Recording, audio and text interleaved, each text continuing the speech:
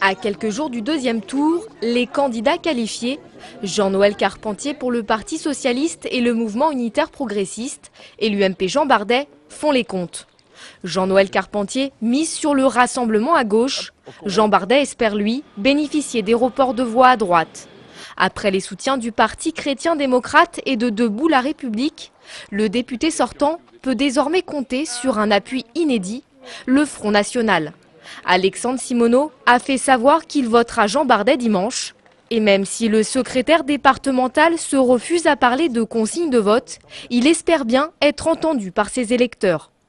J'espère qu'ils pèseront comme moi la gravité de la situation et qu'ils ne laisseront pas, encore une fois, un communiste devenir le député de la circonscription.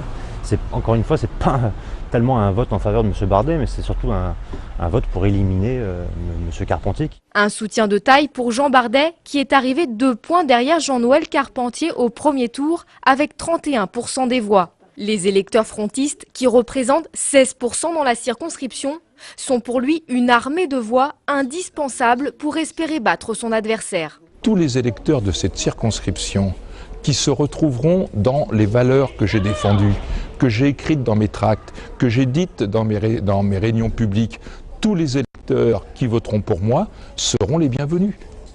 Le candidat communiste, soutenu par le Parti socialiste, déplore ce soutien et n'hésite pas à parler de manipulation. Monsieur Simoneau est aux ordres de monsieur Bardet, contrairement à ce que dit Marine Le Pen.